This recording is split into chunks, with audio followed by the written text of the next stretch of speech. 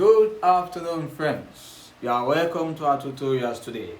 Today we'll be discussing on anatomy and the aspect known as the arm. Before we begin this video, please remind you to subscribe. Subscription is free. To start with, let's talk about the introduction to the arm. When you say the arm, you are talking about this aspect of the body. The arm is the aspect of the upper limb that is located between the glenohumeral joint, also known as the shoulder joint, and the elbow joints. The arm has two main compartments. That leads us to the next aspect, compartments of the arm. The two compartments of the arm simply are the anterior compartment and the posterior compartment. The muscles that are located in the arm are 5 in numbers. In the anterior compartment, we have 3 of them, and the posterior compartment, we have 2.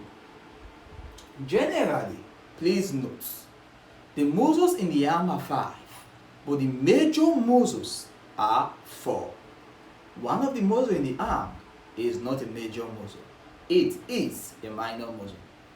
The 3 muscles in the anterior compartment of the arm are major, but in the posterior compartment we have 1 major muscle and 1 minor muscle. Now, what separates the arm into anterior compartment and posterior compartments? 3 major things separate the arm into anterior and posterior compartments. Number 1, we have what we refer to as the humerus, the only bone in the arm. Secondly, we have the lateral intermuscular septum. And thirdly, we have the medial intermuscular septum. So what divides the arm into anterior and posterior compartment? Number 1, we said it is called what? Humerus. Number 2, the lateral intermuscular septum and the medial intermuscular septum. After knowing that, today we'll be discussing mainly on the anterior compartment of the arm.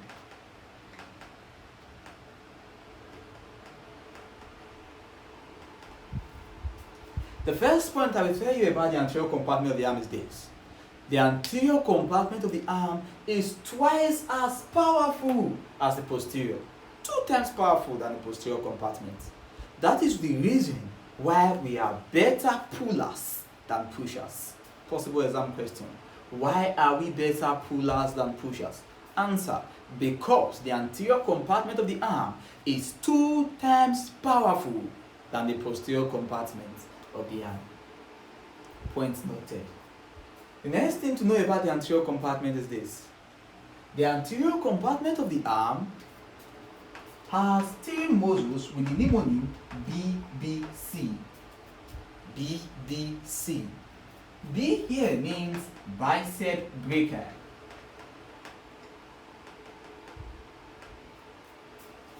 B again means brachialis. And C means coracobrachialis.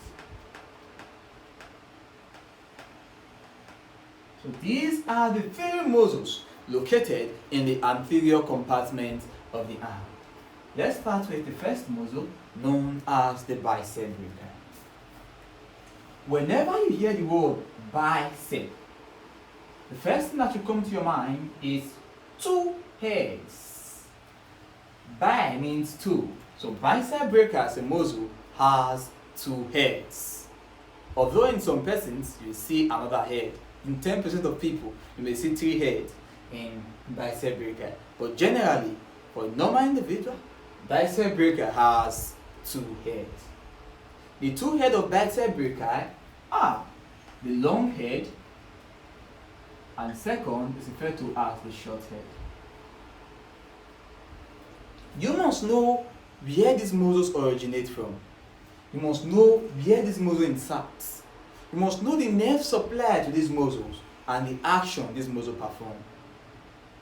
The long head of bicep brachii and the short head of bicep brachii do not originate from the same points, but they form a common fleshy body and they insert at the same point.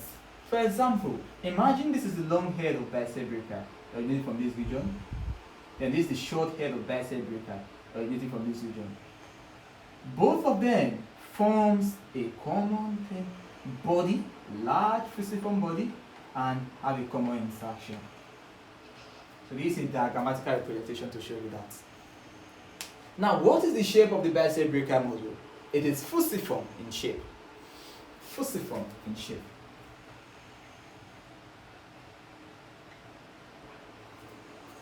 The long head of bicep brachii originates from a point which we refer to as the supraglenoid tubercle. The supraglenoid tubercle. The long head of bicep brachii originates from the supraglenoid tubercle. This is a point in the scapula, a very important aspect of the scapula. The short head of bicep brachii originates from the tip of the coracoid process. The short head of bicep brachii originates from the tip of coracoid process. This is also another aspect of the scapula. So both of them originate from the scapula, but from different aspects. The supraglenoid tubercle and the tip of the coracoid process.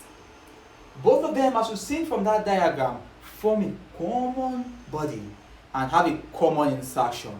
So where does the tendon of bicep brachii insert? Bicep brachii inserts at a point known as the radial tuberosity. Radial tuberosity. That's the point it inserts. On the other hand, some fibers of the bicep brachii tendon give rise to what we refer to as the bicipital aponeurosis. What's an aponeurosis? If you watched our videos earlier, you come across this word, aponeurosis. Simply, an aponeurosis is a flattened tendon.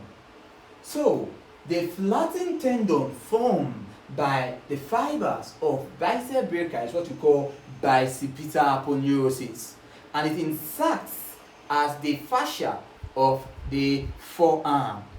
So the insertion of the bicep brachii includes 1. Radial tuberosity, and 2. The fascia of the muscles of the forearm through bicipital aponeurosis. That is the insertion. Let's talk about the nerve supply. The nerve supply to bicep brachii muscle is what we refer to as the musculocutaneous nerve.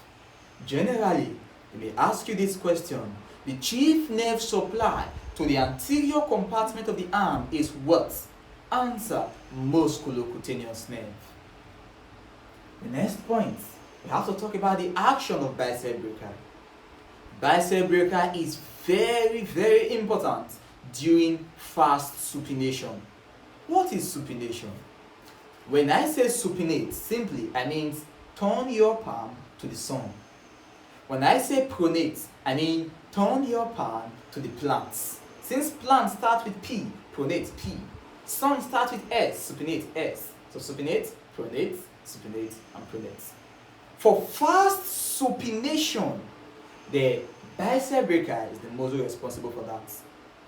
For example, for a man who is driving a screw into a wood, he is practicing fast supination, and the muscle responsible for that is bicep brachii. Also, bicep brachii is important for flexion of the forearm. A very important special note you don't need to forget: the bicep brachii crosses 3 joints, which includes the shoulder joints, the elbow joints, and the proximal radioulnar joints. But out of these 3 joints that it crosses, it acts majorly on the elbow joints. Never forget that point. The bicep brachii acts mainly on which joints? On the elbow joints. Now, we now move to the next aspect, which is the brachialis. That will be in the next video. Thank you very much, and God bless you.